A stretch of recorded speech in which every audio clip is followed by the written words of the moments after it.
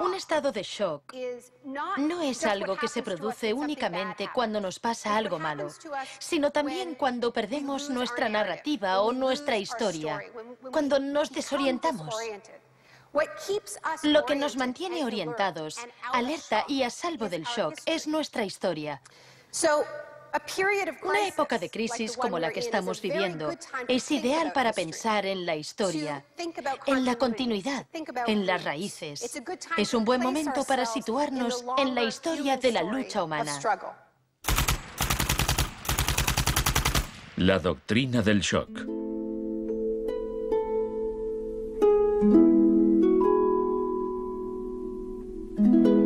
Todo empezó el 1 de junio de 1951, cuando representantes de agencias de inteligencia occidentales se reunieron en secreto con profesores universitarios en el Hotel Ritz-Carlton de Montreal.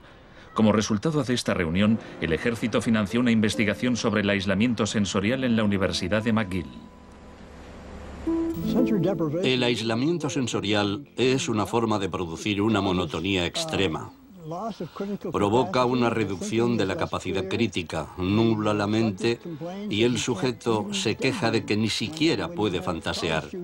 Y cuando un estudiante universitario no es capaz de fantasear, mal asunto. Mientras experimentábamos, empecé a creer que quizá algo que causara incomodidad o incluso dolor sería más tolerable que las condiciones de aislamiento que estudiábamos. Hebb decidió dejar de trabajar en la investigación. No tenía idea, cuando lo propuse, del arma tan terrible, tan potencialmente terrible que podía llegar a ser. Este es nuestro momento, nuestra oportunidad. Pero los experimentos continuaron bajo las órdenes del ambicioso jefe de psiquiatría, el Dr. Ewen Cameron. Su trabajo iba mucho más allá que el nuestro. Nosotros dejábamos muy claro que el sujeto podía marcharse en el momento en que quisiera, y algunos se iban. Los pacientes de Cameron no tuvieron tanta suerte.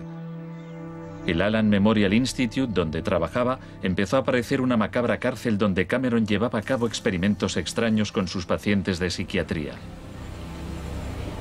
Quería borrarles la mente, dejársela en blanco para reprogramarlos desde cero.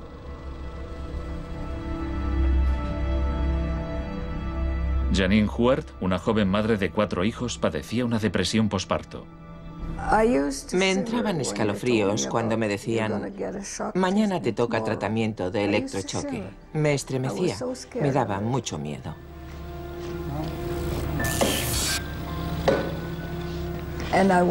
Despertaba en otra habitación, totalmente confundida y triste.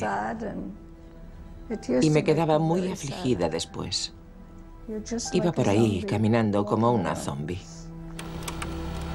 Cameron combinaba los electrochoques con las curas de sueño y la repetición de mensajes grabados.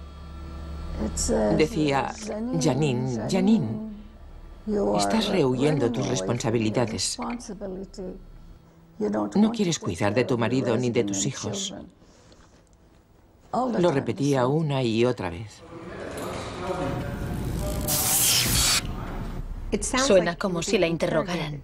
Sí, como si me interrogaran, pero ¿con qué objeto? La CIA no tardó en poner en práctica los hallazgos de Cameron. Muchas de sus técnicas figuran en el manual Kubark de interrogatorios para el contraespionaje. He aquí unos fragmentos. Es una tesis central del manual que estas técnicas son, en esencia, métodos para provocar la desviación de la personalidad. Hay un intervalo, que puede ser muy breve, de animación suspendida, una especie de shock psicológico o parálisis. Los interrogadores expertos reconocen este efecto cuando se da y saben que desde ese momento el sujeto está mucho más abierto a la sugestión, mucho más dispuesto a obedecer que justo antes de sufrir el shock. El otro Dr. Shock.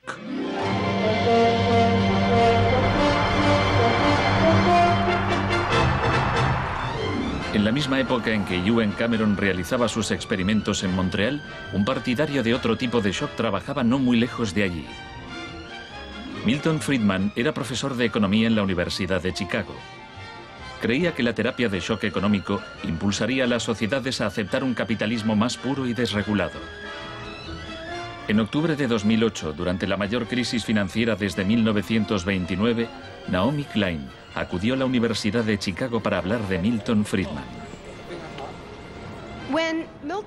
Cuando Milton Friedman cumplió 90 años, la Casa Blanca de Bush organizó una celebración en su honor y todos pronunciaron discursos, incluido George Bush, pero el mejor fue el de Donald Rumsfeld. Mi cita favorita de ese discurso de Rumsfeld dice así: Milton es la encarnación de una realidad, la de que las ideas tienen consecuencias. La tesis que sostengo es que el caos económico que ahora mismo impera en Wall Street, en la América Media y en Washington, deriva de muchos factores, por supuesto, pero que entre ellos están las ideas de Milton Friedman. El crack de 1929 en Wall Street desencadenó la Gran Depresión de los años 30.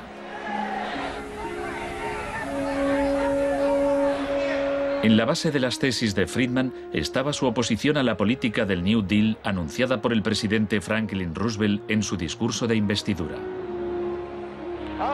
Nuestra prioridad es conseguir que la gente tenga trabajo. No es un problema insoluble si lo abordamos de forma inteligente y con valentía. Quiero expresar mi firme creencia de que no debemos temer a nada, excepto al miedo en sí. Influido por el economista John Maynard Keynes, Roosevelt puso en marcha un programa de empleo público para que la gente volviera a trabajar. Hoy la depresión no es más que un vago recuerdo. Millones de hombres y mujeres han encontrado trabajo y por consiguiente seguridad y esperanza. No fue tan sencillo. La depresión duró hasta la Segunda Guerra Mundial, pero después el Plan Marshall generalizó el modelo regulador e intervencionista de Keynes en Europa.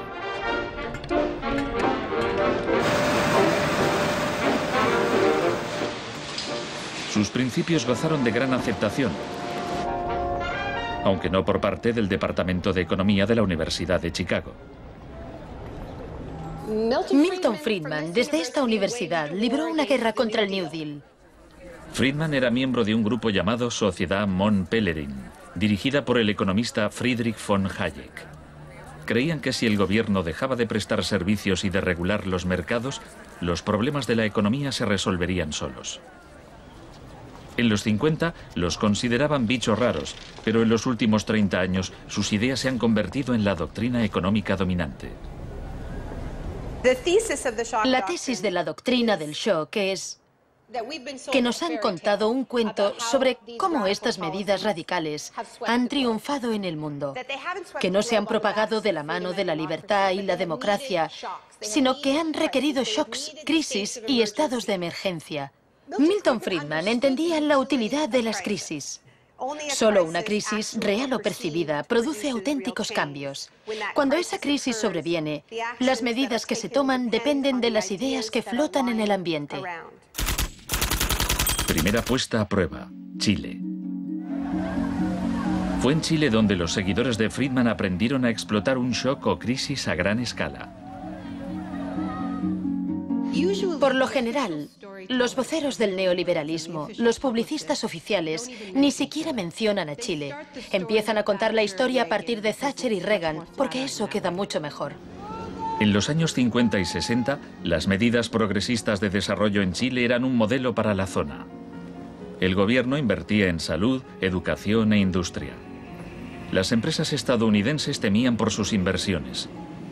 Como respuesta, el Departamento de Estado comenzó a becar a estudiantes de Chile y el resto de Sudamérica para que estudiaran economía de libre mercado con Milton Friedman. La Universidad de Chicago tenía un convenio con la Universidad Católica de Chile que permitía a muchos chilenos venir a Chicago, donde les impartíamos formación y se doctoraban. Los estudiantes regresaban a Chile a dar clases. El Departamento de Economía de la Universidad Católica en Santiago se convirtió en una mini escuela de Chicago. Arnold Harberger, el economista que dirigía el programa, se describía como misionero totalmente entregado. En 1970, la Unidad Popular de Salvador Allende ganó las elecciones con un programa que proponía nacionalizar grandes sectores de la economía. La compañía de teléfonos pertenecía en su mayor parte a la empresa estadounidense ITT, que encabezó los intentos de evitar que Allende fuera presidente. Contaba con el apoyo de Richard Nixon en la Casa Blanca. Yo no estuve allí, pero puedo decirle lo que sabemos con certeza en la actualidad. Él encargó a la CIA que impidiera que Allende asumiese la presidencia e intentaron convencerme de que instigara al ejército chileno cuando Allende resultó elegido. A pesar de las maniobras de la CIA, Allende juró el cargo de presidente.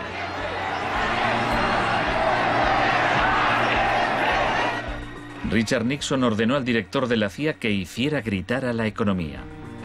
El señor Nixon es presidente de Estados Unidos y yo soy presidente de Chile. Yo no tendré un término despectivo contra el señor Nixon mientras el señor Nixon respete al presidente de Chile. Comenzó a fraguarse un golpe militar. Los Chicago Boys chilenos se pusieron a trabajar en un programa económico de 500 páginas llamado El Ladrillo. Con dinero de Estados Unidos se hizo todo lo posible por desestabilizar la economía. Se declaró una huelga de camioneros que paralizó fábricas y tiendas. Hubo un golpe de Estado fallido el 29 de junio de 1973.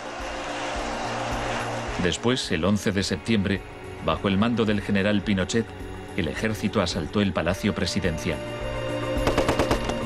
El shock de la guerra. Chile había disfrutado durante 41 años ininterrumpidos de un régimen democrático que estaba siendo derrocado por medio de la violencia. Para Pinochet y sus partidarios el golpe era una guerra, y desde luego estaba concebido para parecerlo. Fue el precursor chileno de la doctrina militar de shock y pavor.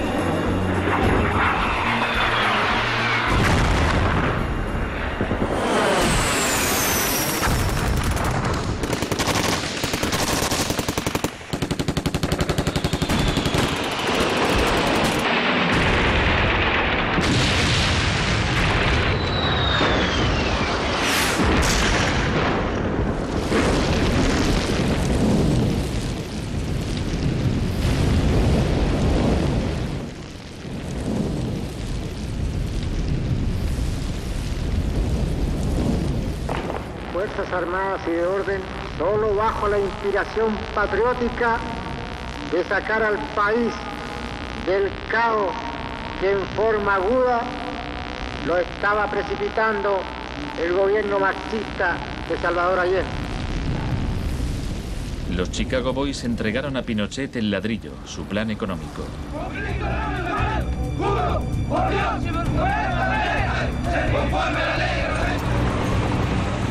Los días siguientes, más de 13.000 opositores fueron detenidos y encarcelados.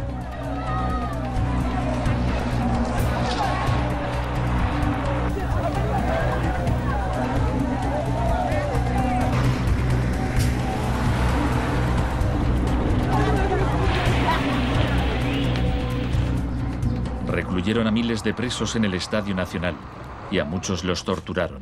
El mundo fijó su mirada en Chile. ¿Cuántas personas? Más de 5.000. 10.000 personas, como 10.000 hay.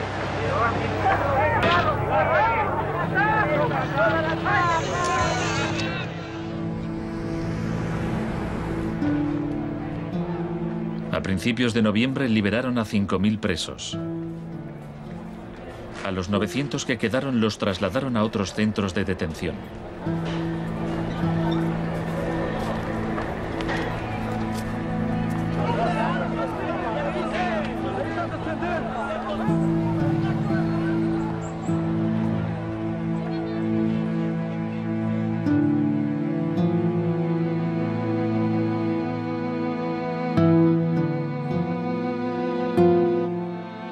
Menos de un mes después, la FIFA dejó a Chile jugar una eliminatoria para el Mundial de Fútbol en ese mismo estadio.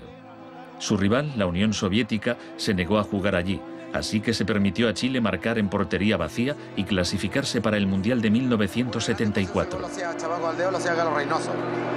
Porque fueron tocando sin adversarios al otro lado. El shock económico. Aprovechando el estado de shock de la población, Pinochet impuso las medidas recomendadas por los Chicago Boys, suprimió el control de precios, privatizó empresas estatales, eliminó aranceles de importación y redujo el gasto público. Más tarde, Friedman reconoció abiertamente la importancia del experimento chileno. Se trataba del primer caso en que un avance hacia el comunismo daba paso a un avance hacia el libre mercado. No dio resultado. Al cabo de un año había una inflación del 375% anual, la más alta del mundo. Así que en marzo de 1975, Arnold Harberger y Milton Friedman volaron a Santiago.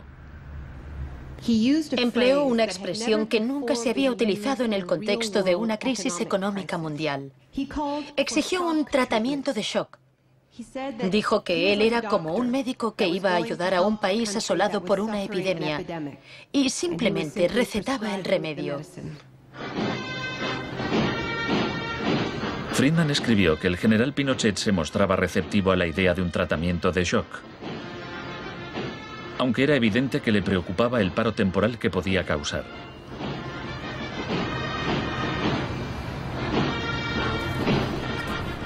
Pronto quedó claro que la política económica de Friedman favorecería a los ricos a costa de los pobres. Se calculaba que una familia que intentara subsistir con el salario mínimo tendría que gastar el 74% de sus ingresos en pan. Viajar en autobús o beber leche se había convertido en un lujo. Pinochet acabó con la distribución gratuita de leche en las escuelas, disposición similar a la polémica medida que había tomado la joven ministra de Educación británica que más tarde sería su amiga. ¿Me siento aquí? Gracias. Muchas gracias. Para poder imponer estas políticas económicas, había que sembrar el miedo hacia un enemigo. Tampoco creo yo que se haya triunfado totalmente sobre el marxismo. El marxismo es como un fantasma. Cuesta mucho tomarlo. Mejor dicho, no se puede tomar.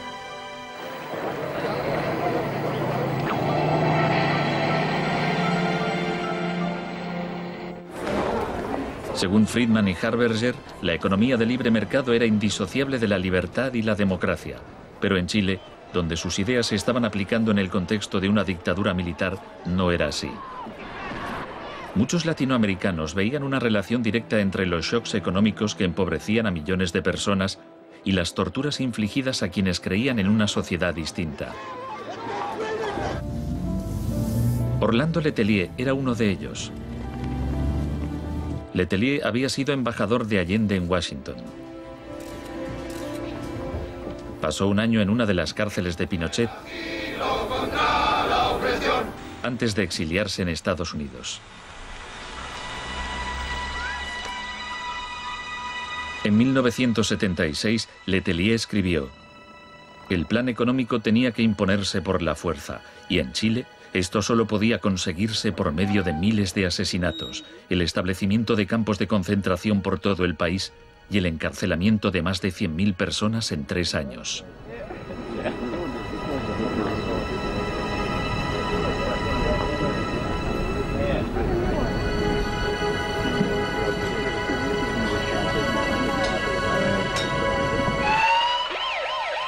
Antes de que pasara un mes, Letelier murió en un atentado con coche bomba. Buenas tardes. Una potente explosión ha destrozado un coche que circulaba por el normalmente tranquilo Embassy Road de Washington. El chileno era Orlando Letelier, ministro de Exteriores durante los últimos meses del régimen marxista del difunto Salvador Allende. Damos paso a Richard Roth.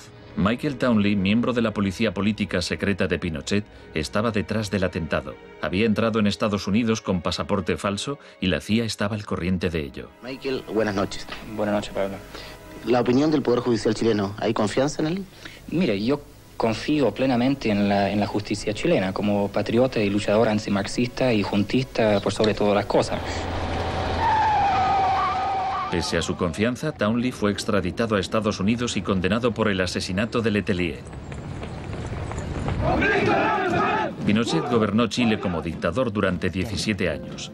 Pero en una entrevista en que se sinceraba, Harberger seguía negándolo. Un gobierno represivo no puede durar mucho tiempo en el marco de un sistema de auténtica libertad económica. El año del asesinato de Orlando Letelier se le concedió a Friedman el Premio Nobel de Economía. Saben, tienen una idea totalmente deformada de lo que pasó. Les explicaré un par de cosas. En primer lugar, universidades chilenas me ofrecieron 2 títulos honoríficos antes de que yo viajara allí. Rehusé aceptarlos porque dichas universidades se financiaban en parte con fondos públicos y yo no quería dar en ningún caso la impresión de que apoyaba el régimen político de Chile. No soy representante de Chile, no soy asesor de Chile, ni tengo responsabilidades para con el gobierno de Chile.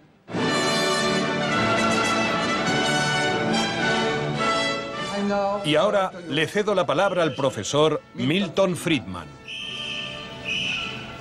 Friedman, vete a casa. Friedman, vete a casa.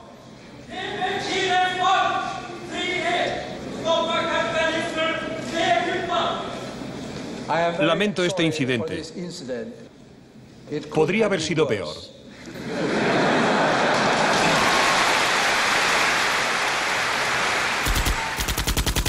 La revolución se propaga.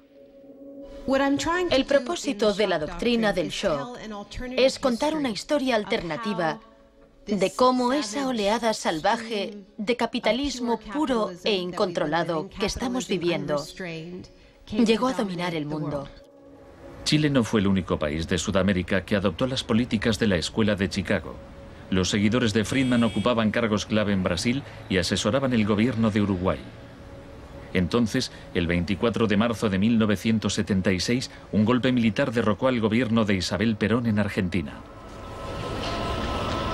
Una junta de 3 generales tomó el poder bajo el mando del general Videla. Los Chicago Boys accedieron a puestos económicos relevantes en el gobierno militar. Aprovecharon la oportunidad para introducir importantes reformas económicas y sociales.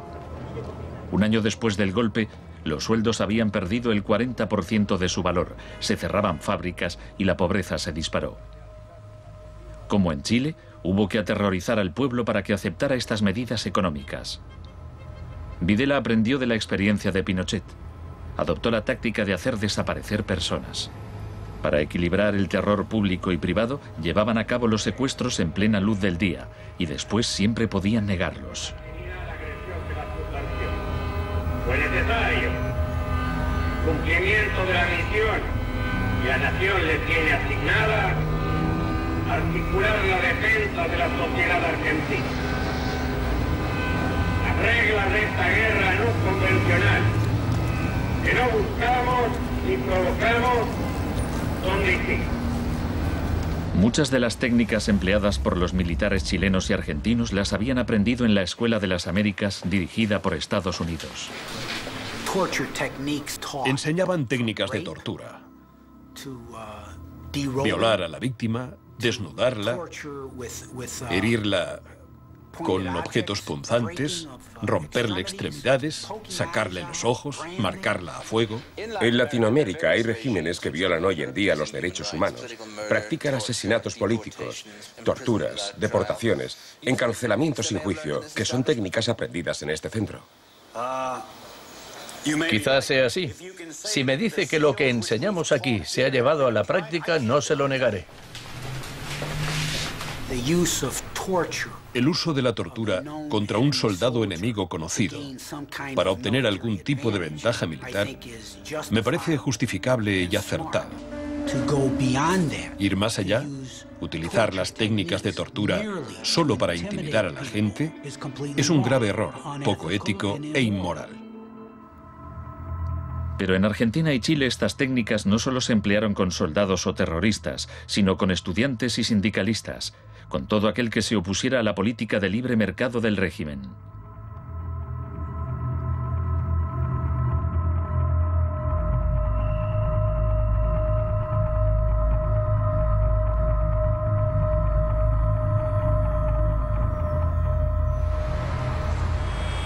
En 1978, la Junta de Argentina fue anfitriona del Mundial de Fútbol.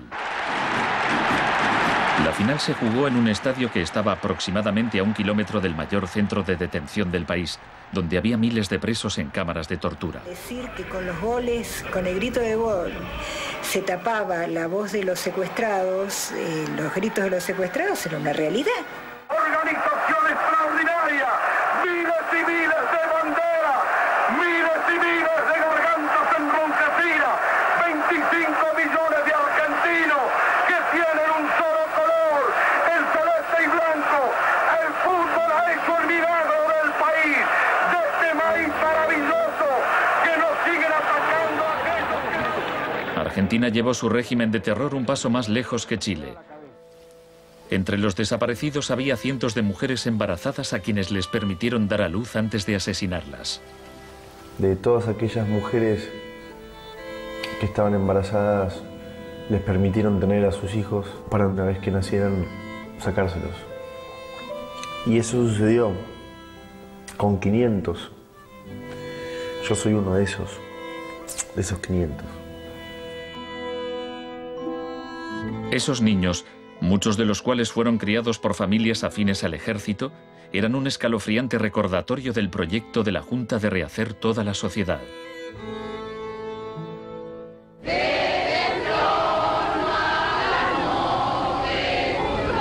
Cuando la Junta aún detentaba el poder, un grupo de madres y abuelas de desaparecidos empezaron a protestar en la Plaza de Mayo.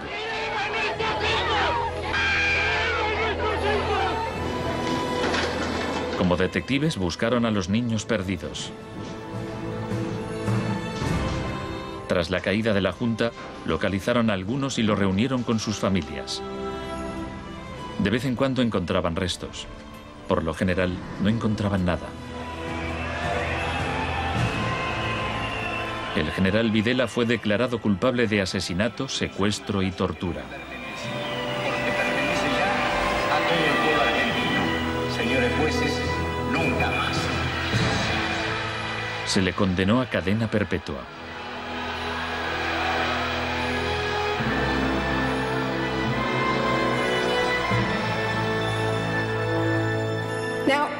Estos primeros experimentos en Latinoamérica plantearon a Friedman y a sus acólitos un serio problema ideológico. Friedman había prometido que sus medidas no solo enriquecerían aún más a la élite, sino que crearían la sociedad más libre posible, que aquella era una guerra contra la tiranía, que el capitalismo y la libertad iban juntos. Sin embargo, vemos que en los 70 los únicos países que ponían en práctica esas ideas eran dictaduras militares. Nixon había dado todo su apoyo a la imposición de ese liberalismo brutal por parte de las dictaduras sudamericanas. En cambio, el caso de la política económica dentro de Estados Unidos, donde Nixon se estaba jugando la reelección, era harina de otro costal. La escuela de Chicago y el mundo anglosajón.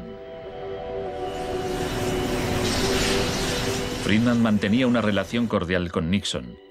Varios de sus colegas y discípulos de la escuela de Chicago obtuvieron cargos en el gobierno. Entre ellos Donald Rumsfeld. Con la ayuda de Dios. Enhorabuena. Gracias. En 1971, en plena depresión económica, Nixon dejó a un lado las ideas de Friedman e instauró una política de control de precios y salarios. Puso a Rumsfeld al cargo. Es en esencia una cuestión de oferta y demanda. Hace tiempo que me opongo al control de salarios y precios. Creo que implica la injerencia del gobierno en la libertad individual y me parece intolerable. La política keynesiana tuvo éxito y Nixon salió reelegido con una victoria aplastante. Fue un duro golpe para Friedman. Más tarde, en 1979, Margaret Thatcher fue elegida primera ministra en Gran Bretaña. Su gurú intelectual era el viejo mentor de Milton Friedman, Friedrich von Hayek. Poco más de un año después, Ronald Reagan ganó las elecciones presidenciales de Estados Unidos.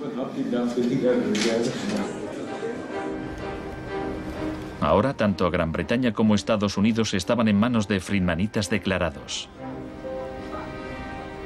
El programa con que Margaret Thatcher llegó al poder se basaba en 4 puntos: recortar el gasto público, bajar los impuestos, reducir el número de empresas estatales o paraestatales, desregular la industria e introducir una política monetaria moderada y estable para combatir la inflación.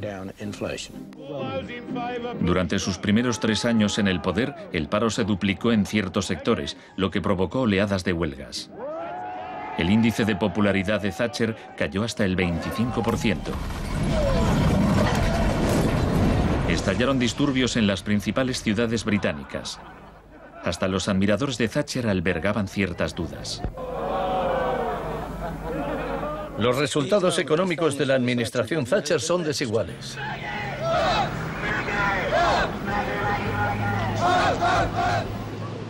A quienes esperan ansiosos a que yo haga caso del eslogan favorito de los medios, dar vuelta atrás, solo puedo decirles una cosa: dad vuelta atrás vosotros si queréis. La dama no es partidaria de ello. Friedrich von Hayek instó a Thatcher a adoptar las políticas de shock económico de Pinochet. Ella replicó: en Gran Bretaña, con sus instituciones democráticas y su necesidad de un alto grado de consenso interno, algunas medidas tomadas en Chile son del todo inaceptables. La enorme impopularidad de Thatcher demostraba una vez más que el fundamentalismo del libre mercado era demasiado impopular y perjudicaba directamente a demasiada gente como para sobrevivir en un sistema democrático que requería el consentimiento de los gobernados, a diferencia de una dictadura militar. Lo que sacó a Thatcher del abismo y salvó finalmente el proyecto fue una crisis, la crisis suprema, de hecho, una guerra. Estamos aquí porque, por primera vez en muchos años, un territorio de soberanía británica ha sido invadido por un país extranjero. El gobierno ha decidido que un importante destacamento zarpe en cuanto se hayan ultimado todos los preparativos. El acorazado Invincible irá en cabeza. La mayoría de los británicos ni siquiera había oído hablar de las Malvinas, pero cuando Argentina invadió el pequeño archipiélago a miles de kilómetros de distancia, en el Atlántico Sur, Thatcher aprovechó la ocasión para hacer honor al apodo Dama de Hierro. Caballeros, me dicen que la bandera blanca ondea sobre Stanley. La guerra terminó menos de 3 meses después. Cuando las tropas regresaron al Reino Unido, las celebraciones patrióticas inundaron el país. Thatcher ganó las elecciones de 1983 por amplia mayoría. Esto le permitiría aplicar una forma de terapia de shock económico como la impuesta en Chile.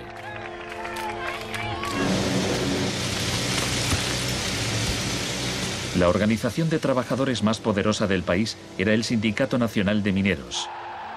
Cuando la Junta Nacional del Carbón anunció el cierre de minas, los mineros declararon la huelga. Zonas del centro de Londres están paralizadas por miles de mineros y simpatizantes que se manifiestan por la ciudad en favor de la huelga de mineros, la más larga y feroz jamás vivida en Inglaterra desde 1926, así como la más costosa. La huelga duró casi un año. Thatcher empleó todos los medios a su disposición para acabar con el sindicato.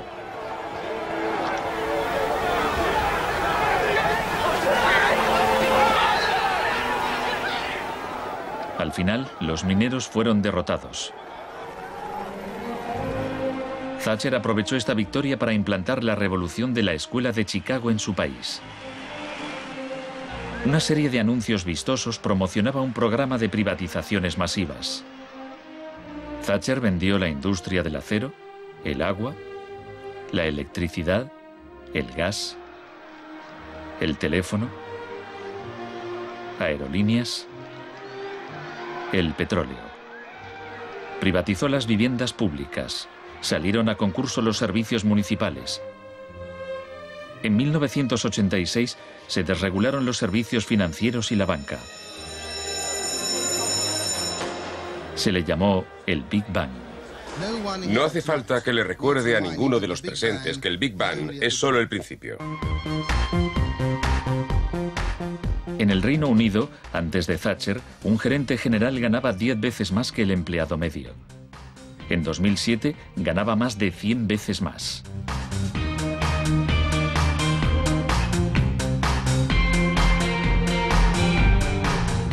En Estados Unidos, antes de Reagan, los gerentes generales ganaban 43 veces más que el empleado medio. En 2005 ganaban más de 400 veces más. Friedman reconocía abiertamente que Thatcher y Reagan estaban haciendo mucho por difundir la doctrina de la Escuela de Chicago en el mundo. Por aquí, señor Reagan. He pensado que debía colocarse aquí. La coincidencia en el tiempo de los mandatos de Thatcher y Reagan fue sumamente importante para la aceptación pública en todo el mundo de un enfoque distinto de la política económica y monetaria. Muchas gracias. Voy a describirles un plan y una esperanza a largo plazo. Que el avance de la libertad y la democracia relegue al marxismo-leninismo al basurero de la historia, tal como ha hecho con otras tiranías que coartan la libertad e impiden que la gente se exprese. Más allá del telón de acero. Todos conocemos el cuento de hadas sobre la caída del comunismo. Occidente, con Reagan y Thatcher al mando, parecía tan próspero a los ojos de la gente del bloque comunista que ésta a su vez empezó a exigir medidas radicales de libre mercado. En realidad no sucedió así. Es cierto que quienes vivían oprimidos por el autoritarismo comunista querían la democracia de verdad y que querían poder ir a comprar tejanos y a comer Big Macs. Eso es cierto. Pero eso no significa que aspiraran al capitalismo salvaje con oligarcas descontrolados y sin protecciones sociales, que acabó por instaurarse en tantos países del bloque del Este que aún lo padecen hoy en día. Thatcher había hecho lo posible por socavar el poder de los sindicatos en el Reino Unido, pero en 1988 viajó a Polonia para ofrecerle su apoyo al sindicato Solidaridad. Se trata del proceso para pasar de donde están ahora a donde quieren estar. Como consecuencia de las huelgas en Polonia, se permitió a Solidaridad participar en las elecciones de junio de 1989, lo que a su vez desencadenó oleadas de manifestaciones en toda Europa del Este.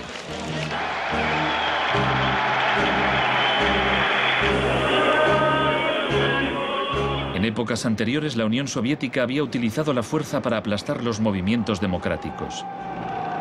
Pero ahora la URSS tenía un líder distinto, Mikhail Gorbachov, impulsor de la Glasnost y la Perestroika. Hablaba de una tercera vía, de una transición gradual hacia una socialdemocracia a la escandinava, algo a medio camino entre el capitalismo de libre mercado y el comunismo.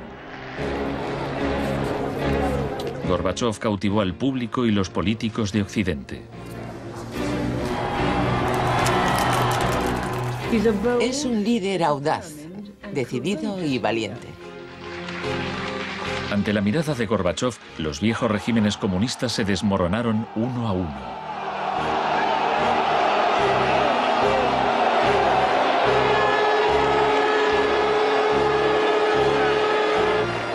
A finales de año, el símbolo más famoso de la división de Europa fue derribado.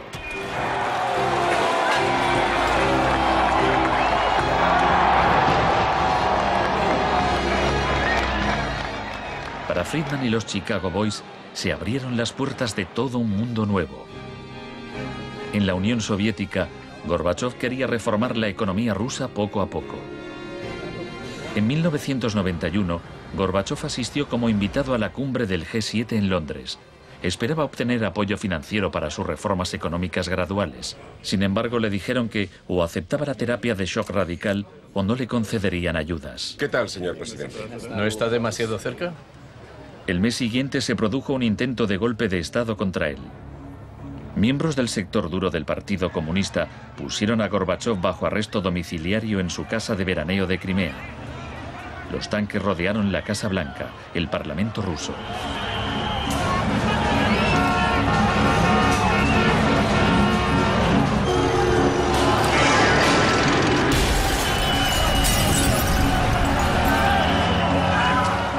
En En el caos de los enfrentamientos callejeros, era evidente que, para reforzar su posición, el sector duro debía recurrir a la violencia. Estos choques entre el pueblo y las fuerzas del orden son algo nunca visto desde los tiempos lejanos de la Revolución Rusa. Hoy, cuando amanecía sobre un mar de escombros, empezaba a quedar claro que el golpe se estaba desmoronando. El edificio del Parlamento ruso estaba a salvo. El ejército no había intervenido. Y en el interior, Yeltsin tenía más poder que nunca.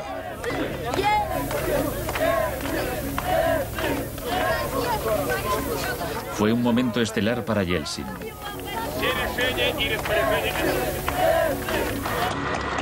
Gorbachov fue puesto en libertad y regresó a Moscú, pero había perdido buena parte del poder.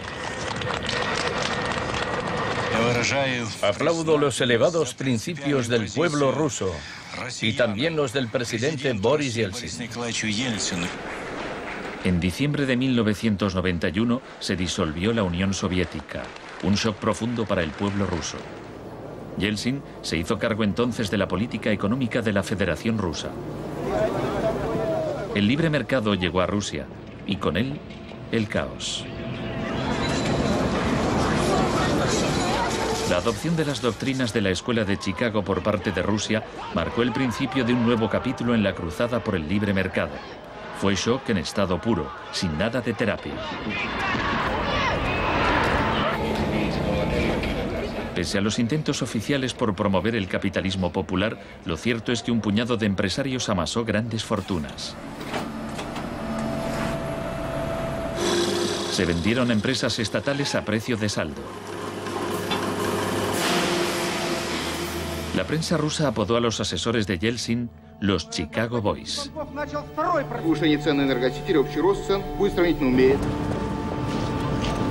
Gracias a la terapia de shock de Yeltsin, en 1992 los rusos consumían un 40% menos que en 1991. Un tercio de la población había caído en la pobreza y la gente tardaba meses en cobrar su sueldo. Según las predicciones de un experto, 140 millones de rusos pronto vivirán bajo el umbral de la pobreza. La corrupción era generalizada y el crimen organizado se disparó. Moscú se convirtió en el nuevo salvaje oeste.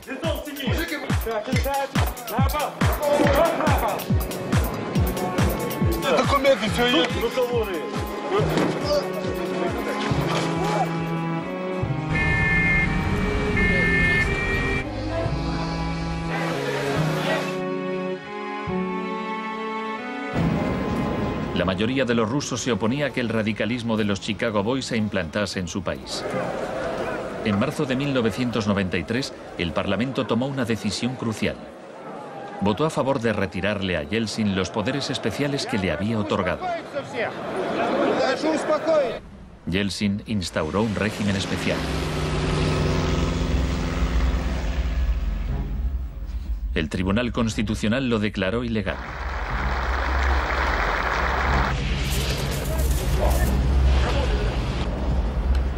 El 21 de septiembre, Yeltsin, al estilo Pinochet, disolvió el Parlamento. A partir de hoy quedan suspendidas las funciones legislativas, administrativas y de control del Parlamento de la Federación Rusa. Occidente puso su influencia al servicio de Yeltsin. Creemos que Boris Yeltsin es la mayor esperanza para la democracia en Rusia. 2 días después, el Parlamento votó a favor de destituir a Yeltsin por 636 votos a 2. Miles de partidarios del Parlamento se congregaron frente a la Casa Blanca e intentaron tomar la televisión.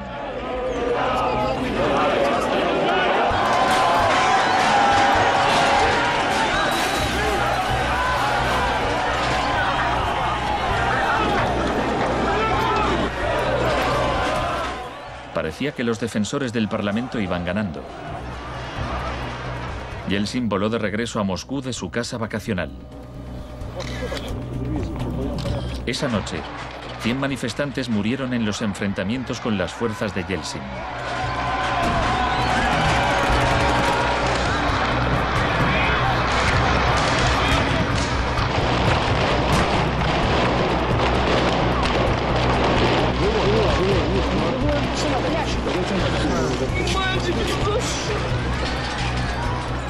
El 4 de octubre, Yeltsin ordenó al ejército que atacara la Casa Blanca y bombardeara el mismo edificio que él había defendido 2 años antes. ¿No lo entendéis? ¡Son asesinos!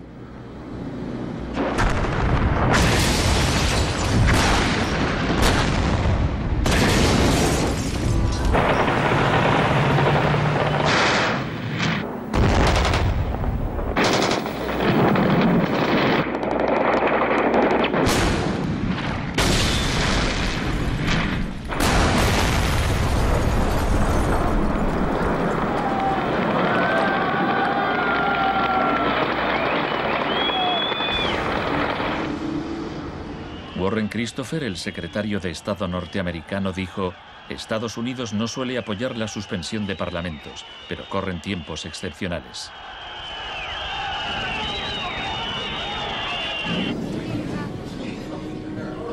Yeltsin había conseguido el poder absoluto. Asesorado por sus Chicago Boys, practicó un capitalismo de amigotes. Se pusieron a la venta más industrias estatales, y así nació una nueva clase de empresarios multimillonarios con influencia política, los oligarcas.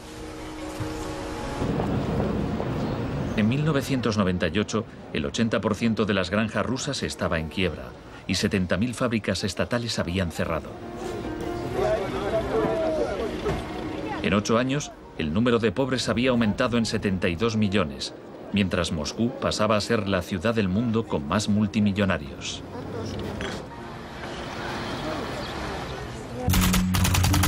Un nuevo enemigo.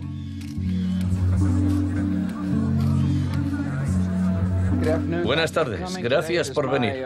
Es un honor para mí anunciarles que voy a proponer a Donald Rumsfeld como secretario de Defensa. Estoy deseando servir de nuevo a mi país. Rumsfeld ya había sido secretario de Defensa en el gobierno de Gerald Ford. En ese entonces, el enemigo a temer era la Unión Soviética. No afirmo que nos estén invadiendo los rusos, sino sus tendencias. No digo que midan 3 metros, sino que medían 1,60 m, ahora 1,80 m y siguen creciendo. Ahora había un nuevo enemigo más cerca de casa. El 10 de septiembre de 2001, Rumsfeld expuso en un discurso sus planes para privatizar parte del ejército de Estados Unidos. Milton Friedman se habría sentido orgulloso. Decía: hoy hablaré de un adversario que representa una amenaza, una grave amenaza para la seguridad de Estados Unidos. Dicho adversario es uno de los últimos bastiones de la planificación central. Gobierna a golpe de planes quinquenales. Podría parecer que este adversario es la antigua Unión Soviética, pero ese enemigo ya no existe. Tenemos a este adversario mucho más cerca. Es la burocracia del Pentágono. Hoy le declaramos la guerra a la burocracia.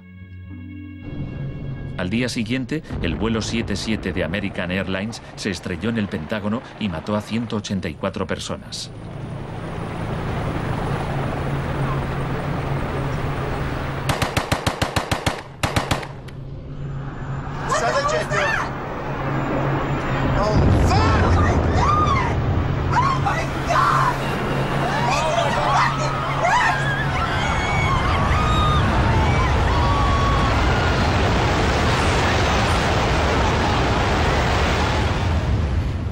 Piensen en la sensación de la gente tras los atentados. ¿Quién es esa gente? ¿De dónde son? ¿Por qué nos odian?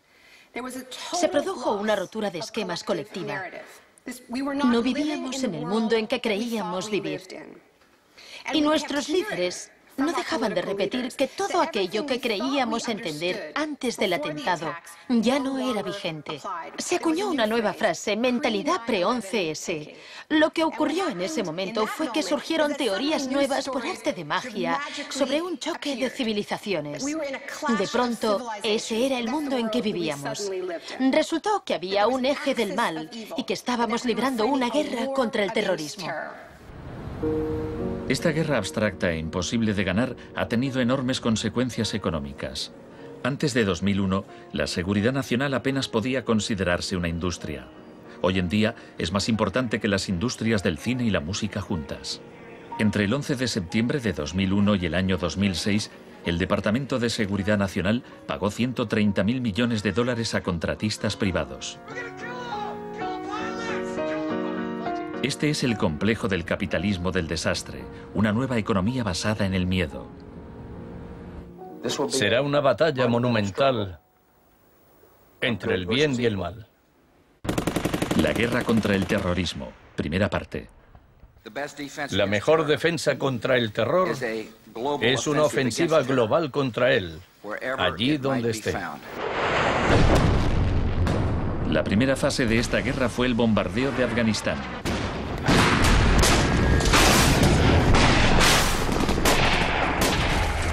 El gobierno talibán fue derrocado rápidamente. La posguerra resultó más complicada. Nuestra lucha contra el terrorismo empezó en Afganistán, pero no acaba allí.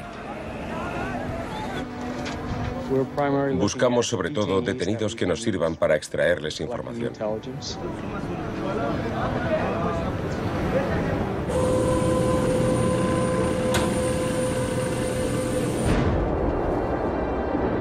En Guantánamo, las fuerzas estadounidenses pusieron en práctica por primera vez las técnicas del manual Kubark de forma explícita y pública. Oficialmente aprobadas por la Casa Blanca, fueron mostradas abiertamente por televisión en todo el mundo. El aislamiento, tanto físico como psicológico, debe mantenerse desde el instante de la captura. La capacidad de resistir se ve reducida por la desorientación.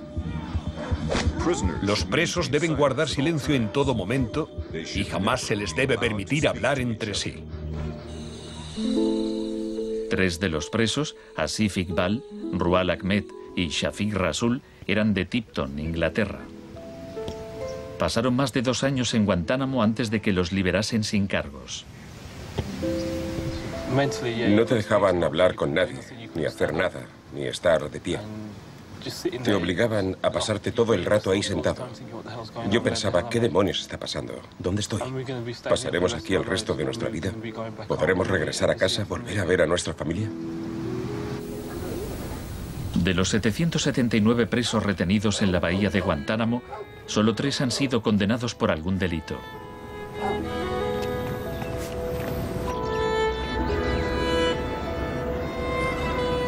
Lo único que sé a ciencia cierta es que son mala gente. Era un mensaje para todo el mundo, un mensaje muy claro. Esto es lo que te pasa si te interpones en nuestro camino. La guerra contra el terrorismo, segunda parte. La guerra contra el terrorismo no se libra contra un solo hombre o contra un solo país. Se alegaron muchas justificaciones para la invasión de Irak. Pero si Estados Unidos realmente hubiera querido invadir un país que presuntamente albergaba a líderes de Al-Qaeda, tenía armas nucleares y vendía tecnología nuclear a otros países, Pakistán habría sido la opción más obvia. Tenía contactos estrechos con los talibán y el poder estaba en manos de un dictador militar. En cambio, George Bush eligió como objetivo Irak, el país con la tercera mayor reserva de petróleo del mundo.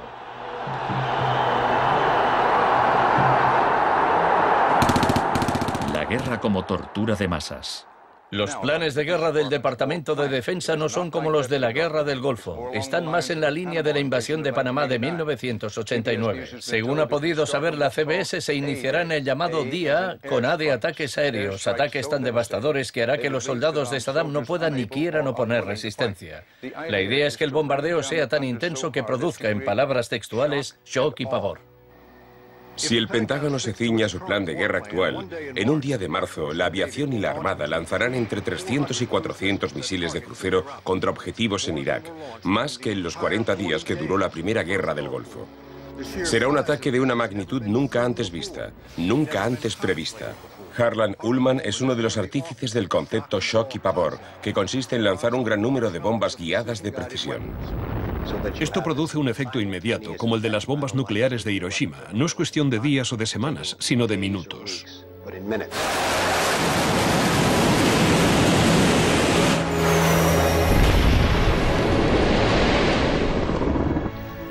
Además, paralizas la ciudad, es decir, la dejas sin energía ni agua y lanzas una campaña implacable de desgaste, de modo que al cabo de 2, 3, 4 o 5 días, ellos quedan agotados física, emocional y psicológicamente.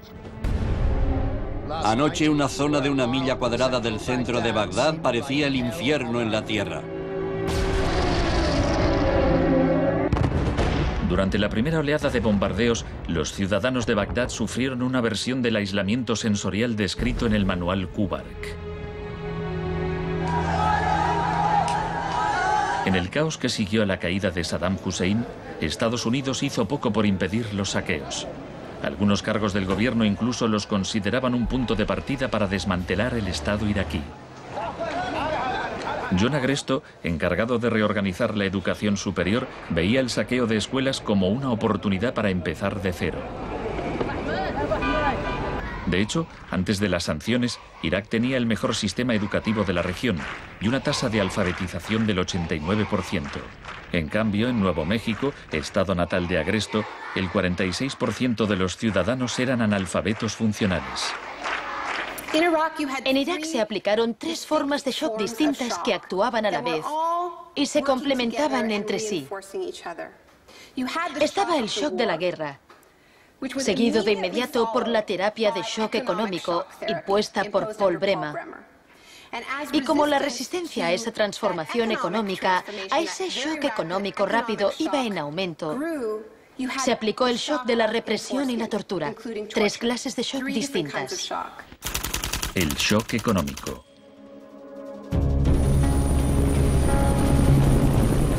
En mayo de 2003, Paul Bremer fue nombrado enviado presidencial de Estados Unidos a Irak.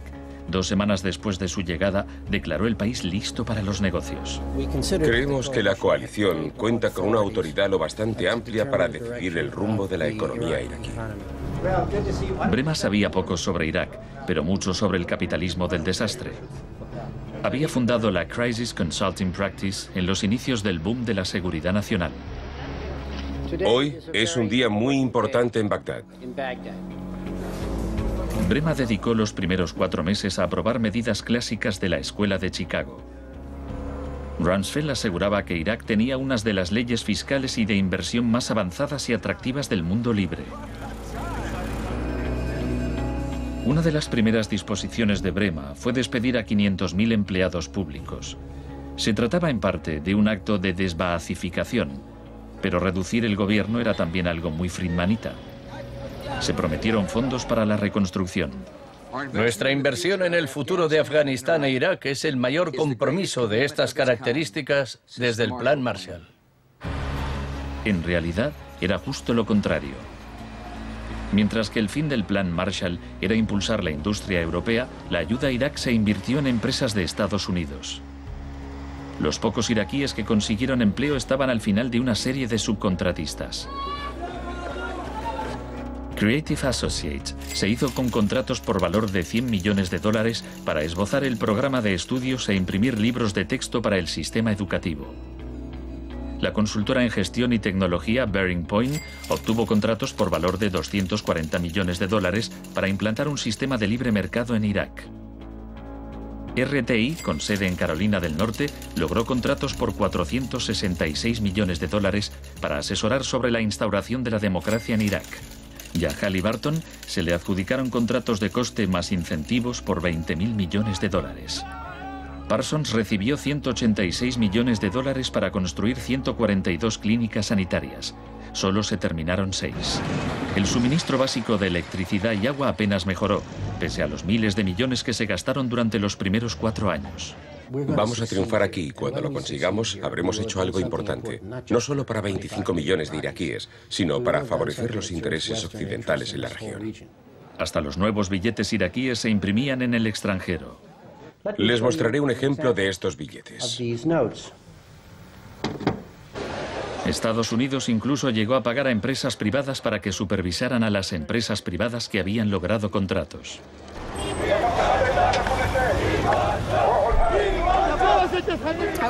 Estuve en Bagdad en 2004, cuando empezaban a cometerse atentados con frecuencia. De hecho, la noche en que llegué, una bomba estalló muy cerca del hotel. Pero lo que más me impactó entonces fue que, a pesar de la violencia y del caos, los iraquíes salieron a la calle a protestar al día siguiente. 19 muertos y 100 heridos en Nayaf. Lo que pedían en esa época era elecciones, tener voz y voto en el desarrollo de la era post-Saddam. En los primeros días de la ocupación, las protestas eran pacíficas, pero a medida que pasaba el tiempo, como las protestas no daban resultado, cada vez más iraquíes se unían a la resistencia armada.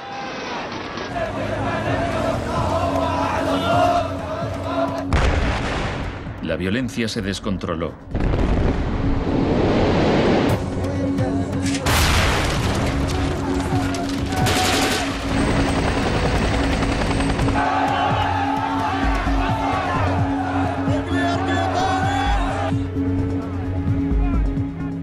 Como había ocurrido en Sudamérica 3 décadas antes, se dejaban cuerpos en la cuneta a modo de advertencia. Eran los desaparecidos de Irak.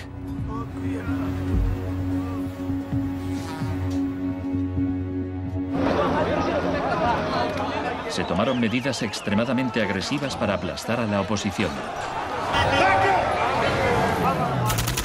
El shock de la represión.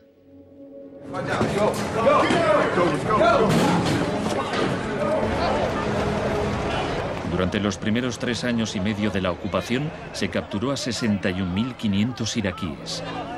En la primavera de 2007, 19.000 seguían detenidos. En prisión los interrogaban con técnicas derivadas de las que ideó la CIA, basándose en los experimentos realizados por Ewen Cameron en los años 50.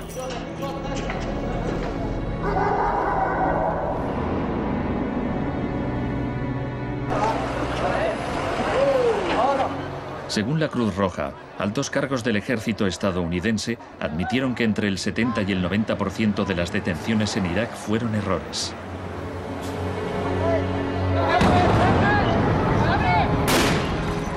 Aunque el caos que reina en el país parezca un fracaso de la terapia de shock, en Irak el capitalismo del desastre ha florecido.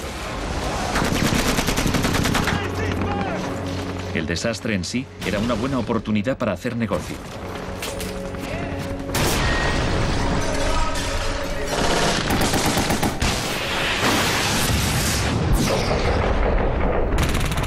El negocio de la guerra. El gasto militar de Estados Unidos prácticamente se ha duplicado desde 2001. Se acerca a los 700.000 millones de dólares al año. Ya en 1961, el presidente Eisenhower, que no era precisamente de izquierdas, advirtió del peligro de un ejército demasiado poderoso. La conjunción de una estructura militar inmensa y de una gran industria de armamento es algo nuevo en la historia de Estados Unidos. Debemos precavernos contra una adquisición de influencia injustificada, deliberada o no, por parte del complejo industrial militar. No debemos permitir jamás que esa combinación suponga un riesgo para nuestras libertades o nuestros procesos democráticos. La guerra de Irak ha sido el conflicto más privatizado de la historia contemporánea. La zona verde de Bagdad es una versión extrema de lo que está pasando en todo el mundo. Se trata de una zona privada y segura, protegida del caos exterior.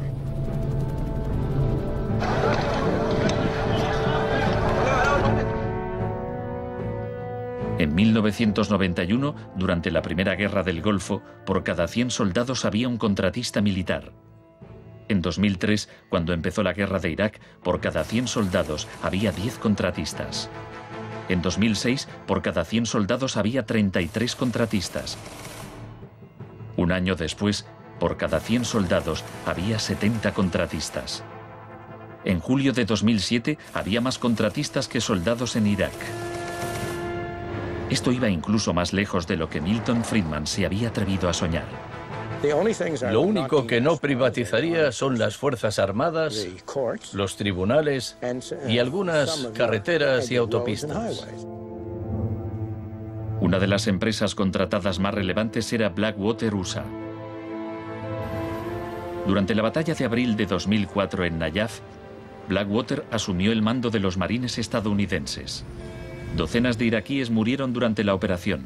Estados Unidos había blindado las empresas privadas contra las leyes iraquíes, por lo que éstas funcionaban en un vacío legal, un poco como Guantánamo. Le pregunté al secretario de Defensa hace un par de meses bajo qué se rige. El señor Rumsfeld... Iba a preguntárselo yo. Siga.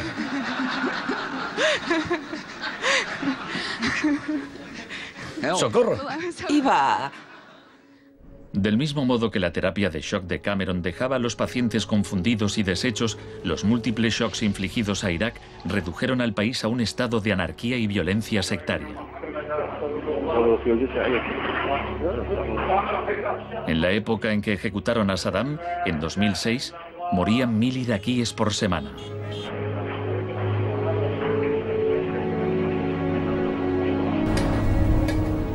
En abril de 2007, la Agencia de la ONU para los Refugiados calculaba que 4 millones de personas habían tenido que abandonar su hogar. Cientos de miles de iraquíes habían muerto. Creo que los historiadores escribirán con toda claridad que hicimos algo extraordinario y noble aquí.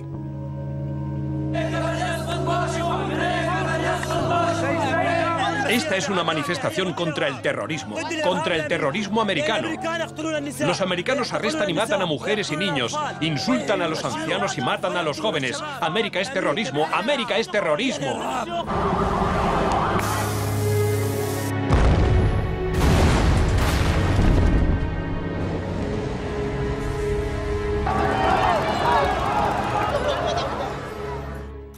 Un mundo de zonas verdes y rojas. Cuando el huracán Katrina llegó a Nueva Orleans en agosto de 2005, el mundo presenció horrorizado una especie de apartheid del desastre. Quienes tenían recursos se marcharon de la ciudad, mientras decenas de miles de desfavorecidos tuvieron que quedarse prácticamente sin ayuda del Estado. Fui a Nueva Orleans cuando la ciudad todavía estaba inundada y descubrí que lo que había visto en Irak se repetía, no en un periodo de posguerra, sino después de un terrible desastre natural. Milton Friedman murió en 2006. La última recomendación que hizo sobre política oficial aparece en un artículo que publicó en el Wall Street Journal 3 meses después del Katrina. Dice, la mayor parte de las escuelas de Nueva Orleans están en ruinas y también las casas de los alumnos. Los niños se han dispersado por todo el país. Es una tragedia y también una oportunidad para introducir reformas radicales en el sistema educativo. Proponía privatizar completamente los colegios de la ciudad. Era su canto del cisne.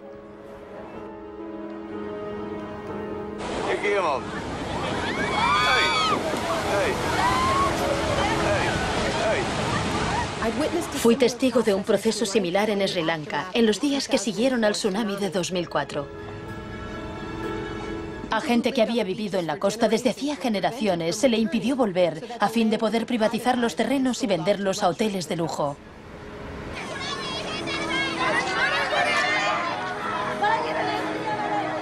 Justo a esto me refiero con la expresión doctrina del shock, al saqueo sistemático del sector público después de un desastre, cuando la gente está demasiado ocupada haciendo frente a la emergencia, a sus problemas diarios, para proteger sus intereses.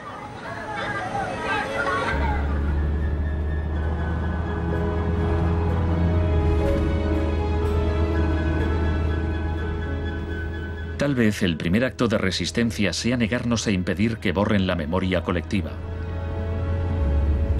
En 2008, Naomi Klein visitó Villa Grimaldi con Isabel Morel, viuda de Orlando Letelier.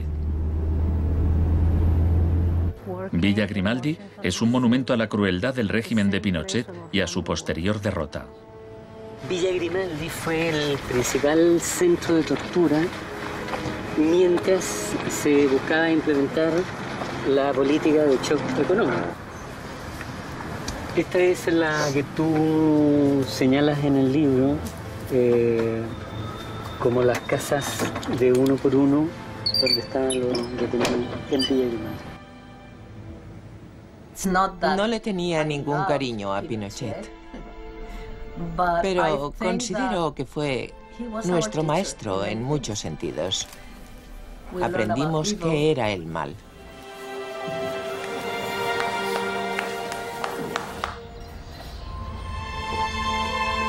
En 1988, Pinochet fue detenido cuando se encontraba en Londres. Su vieja aliada, Margaret Thatcher, permaneció a su lado. Sé lo mucho que le debemos.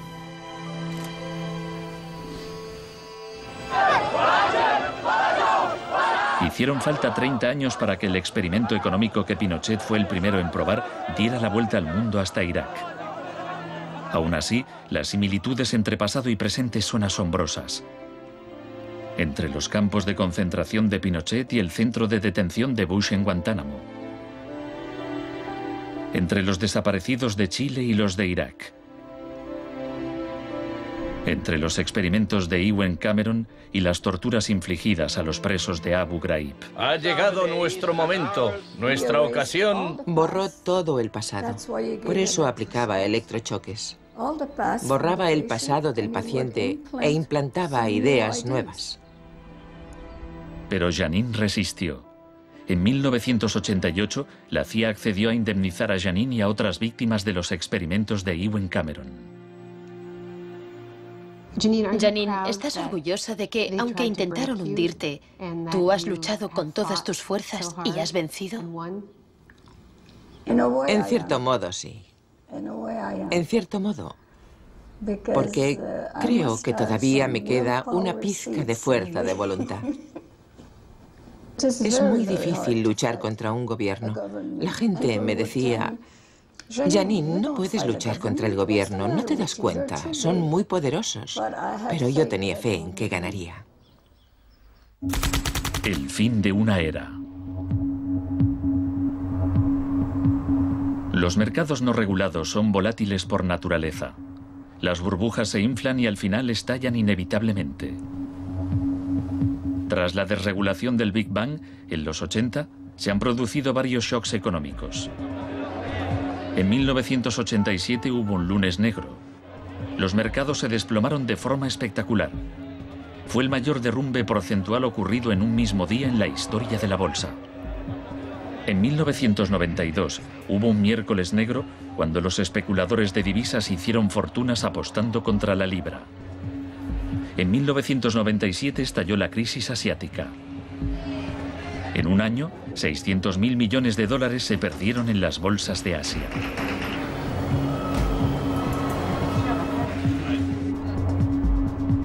Y finalmente, en septiembre de 2008, los mercados financieros implosionaron.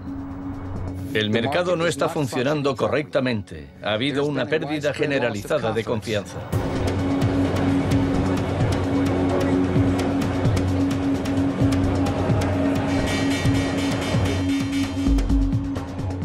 El 15 de septiembre, Lehman Brothers se acogió al capítulo 11 de la Ley de Quiebras.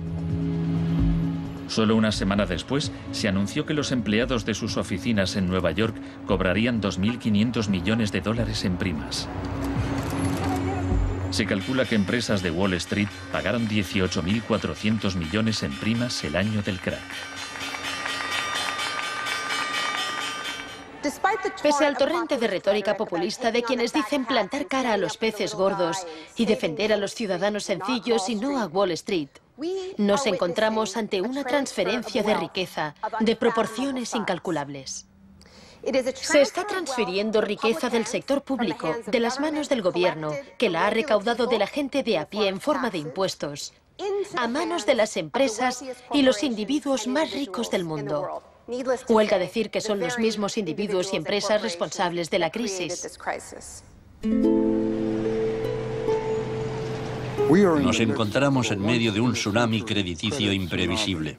He encontrado un fallo cuyo alcance y duración ignoro, pero es algo que me tiene muy inquieto.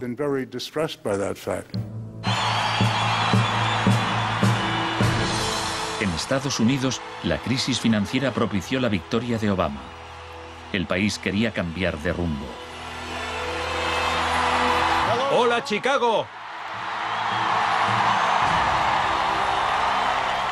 Esta crisis está claramente considerada por casi todo el mundo un resultado directo de esta ideología concreta de la desregularización y la privatización. La magnitud de la crisis abre una puerta a la esperanza. La doctrina del shock, como estrategia, solo funciona si no sabemos que existe. Lo que me parece más esperanzador de la crisis económica actual es que esta táctica se está desgastando, pues el factor sorpresa ha desaparecido. Los tenemos calados y ya no nos engañan. Nos estamos volviendo a prueba de shocks. La última vez que el mundo sufrió una crisis financiera tan grave como esta, la gente abrazó las medidas keynesianas del New Deal. Quiero expresar mi firme creencia de que no debemos temer a nada, excepto el miedo mismo. Más de 1 millón de personas se desplazó a Washington para asistir al discurso de investidura de Obama. Muchos periodistas lo compararon con Franklin Roosevelt. Últimamente se han trazado muchos paralelismos entre Obama y Franklin Delano Roosevelt. Así que hablaré un poco de este último.